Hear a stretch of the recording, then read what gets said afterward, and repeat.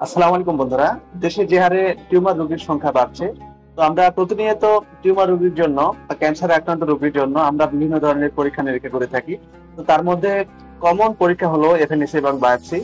FNAC এবং biopsy, বিশেষ করে বায়োপসি করার পরে আমরা আমাদেরকে ট্রিটমেন্ট প্ল্যানিং এর জন্য ডক্টর বিশেষ একটি পরীক্ষা করতে বলেন, যেটি হলো আইএইচসি অর্থাৎ ইমিউনোহিস্টোকেমিস্ট্রি। আইএইচসি হলো একটি ল্যাব পরীক্ষা যেখানে বিশেষ অ্যান্টিবডি ব্যবহার করে টিস্যুর ভেতরে নির্দিষ্ট প্রোটিন আছে কিনা তা খোঁজা হয়। ফলে টিউমার বা ক্যান্সারের ধরন সম্পর্কে সহজেই তা নির্ণয় করা যায়। আইএইচসি অর্থাৎ ইমিউনোহিস্টোকেমিস্ট্রি পরীক্ষা করার জন্য মূলত কিছু নির্দিষ্ট কারণ থাকে, তার মধ্যে ক্যান্সারের ধরন নিশ্চিত করা, টিউমারের উৎস বের করা, রোগ কতটা আগ্রাসী হতে পারে সেটা বোঝা, চিকিৎসার জন্য সঠিক থেরাপি বা থেরাপি পদ্ধতি বেছে নেওয়া।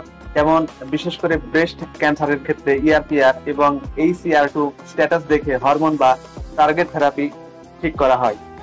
আইএইচসি টেস্টটি করানো হয় যখন বায়োপসি বা সার্জারির পর ক্যান্সারের সন্দেহ থাকে, যখন একই রকম দেখতে টিউমারের ভেতর পার্থক্য বুঝতে হয়, অথবা কোনো রোগীর জন্য টার্গেট থেরাপির প্রয়োজন হয়, তখন আইএইচসি টেস্টটি করতে হয়।